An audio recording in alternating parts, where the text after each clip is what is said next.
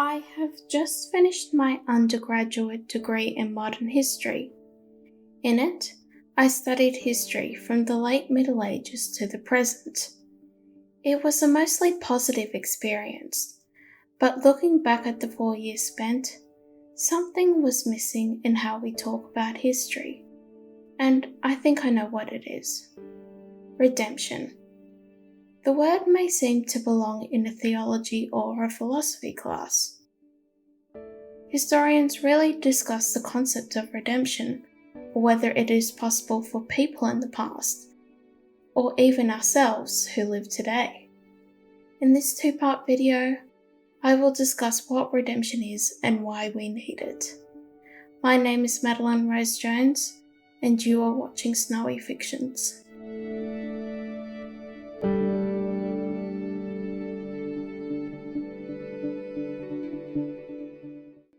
Part 1. What is redemption? Everyone has an opinion on redemption, who deserves it, who earned it, and whether it has a place in someone's life. But how people define redemption will determine their attitude towards it.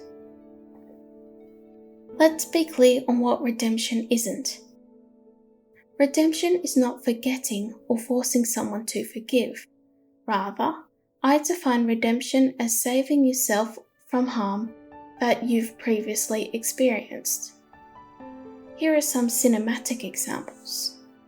In the film The Shawshank Redemption, both Andy and Red need to redeem themselves. This is not because they are free from prison, but because they have freed themselves from what has previously crushed them. Likewise, in the movie American History X, Derek tries to move on from his violent past and attempts to help his younger brother not make the same mistakes. To be clear, redemption doesn't involve a magical moment where suddenly you are a good person and everything is going to be okay. Instead, being a good person involves active effort in every single moment of your life. You aren't always going to act good, just as you won't always act evil. As one of my favourite writers, Alexander Solzhenitsyn, said in his masterpiece The Gulag Archipelago, "The line separating good and evil passes not through states, nor between classes, nor between political parties either, but right through every human heart, and through all human hearts. This line shifts. Inside us, it oscillates with the years, and even within hearts overwhelmed by evil, once more, bridgehead of good is retained, and even in the best of all hearts, there remains an unuprooted small corner of evil. Since then, I have come to understand the truth of all the religions of the world. They struggle with the evil that is inside every human being. It's impossible to expel evil from the world in its entirety, but it is possible to constrict it within one person." When we apply Solzhenitsyn's thought to history, we see the greatest battle ever is the one in the human soul.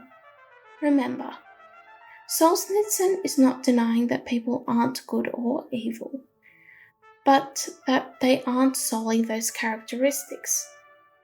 Redemption is a lifelong challenge. In fiction, we only need to look at Darth Vader or Anakin Skywalker. Although his actions can be pretty evil, he still does good and ends up giving his life for his son. The good doesn't make the evil less, nor does the reverse exist. Many fans argue that Darth Vader's actions were so evil that he wasn't capable of redemption. And I understand that, but I don't agree. Doing evil doesn't eliminate the possibility for goodness. As Vader dies, I'd argue that if he lived, he would have to commit his life to more good like anyone else. I see similar discourse with Harry Potter fandom. Many dislike Snape for his actions during the First Wizarding War and his treatment of his students, and objectively, they are horrible actions. If we allow Snape to earn redemption, then does it seem like we are minimizing the harm done in the past? I know personally, I've struggled to forgive people because I felt that doing so would mock my pain. It's much easier to see hurtful people as villains as opposed to nuanced humans like ourselves. I'm making the argument that it's better for people to change as opposed to staying the same. Now, I'll be realistic. Not everyone will change. There are horrible people in history who died completely rotten. It's impossible to save everyone, and we must be realistic on whether we can change someone's behaviour. Safety is also an important concern. I'm reminded of a case in Britain, where a teenage girl joined the Islamic State terror group.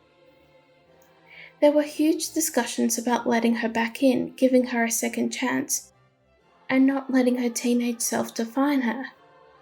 Although I understand these arguments, I also understand why many in Britain proposed a lengthy prison sentence. A society can prioritise safety and justice without neglecting the truth that everyone can change. Openness to salvation shouldn't result in slackness. If she wants to change, she can.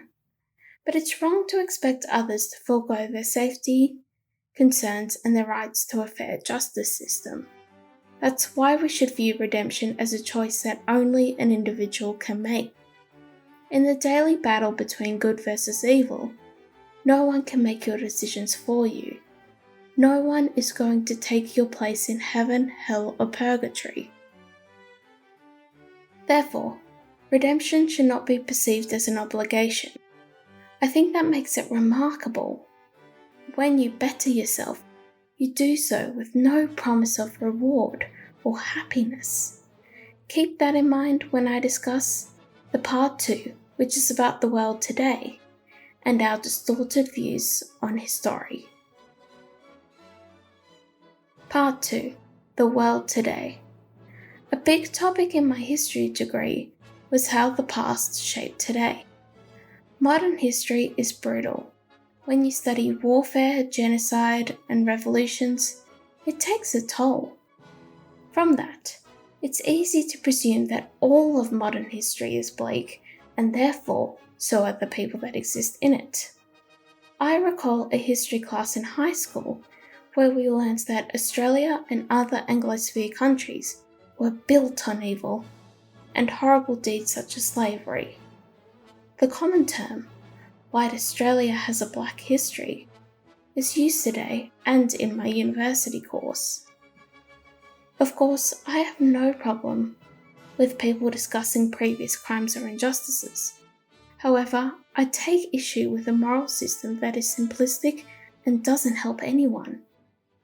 Not only does it dumb down society, but in the long term it will cause more suffering. Consider the current discussions about colonialism and racism in the United Kingdom and the United States. Individuals ranging from Abraham Lincoln to Charles Dickens were obviously just as complex as ourselves.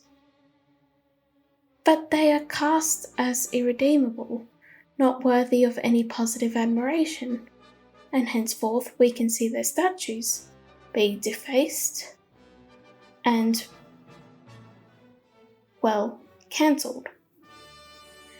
That's why the hatred J.K. Rowling got is worrisome, because hardly any of her opponents see her as capable of change or improving, although I agree with her on the relevant controversy.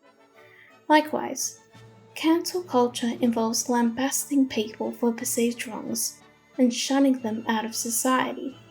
On an ironic note, those who argue that history has positive aspects, including colonialism, face backlash. A recent example of this is the political theorists Bruce Gooley from Portland State University. His focus is German colonialism. He points out the positive aspects of it, such as increased living standards. He does it with such class and careful consideration that it offends those who prefer to divide the human race into categories of good versus evil. We see such simplistic thinking with Antifa and other anti-fascist groups. Once they deem you as their enemy, in this case a fascist, they will demonize and tear down your life. There is no room for mercy or forgiveness for them. They are foul bullies. And I'm reminded of a moment in the series finale of Game of Thrones that sums up the issue between Antifa, society, and moral righteousness. When she murdered the slavers of Astapor, I'm sure no one but the slavers complained. After all, they were evil men. When she crucified hundreds of Milanese nobles, who could argue they were evil men? The Dothraki carls she burned alive. They would have done worse to her. Everywhere she goes, evil men die, and we cheer her for it. And she grows more powerful and more sure that she is good and right. Now, so I don't contradict myself, I believe that people in Antifa are capable of change, and although I loathe them and what they do, it is shallow for me to wax on about redemption and mercy if I deny it all the time to people I dislike. Is it likely that the most hardcore members of Antifa will change? Not soon, at least. As said earlier, we shouldn't sacrifice our right to safety and justice because of hope. But we must not fall into the black and white thinking that's used by Antifa that also dooms nations and individuals. In my history degree, I took 2 history classes regarding film history. In one of them, we watched Mel Gibson's Braveheart. In the tutorial, we mentioned the many controversies about Gibson.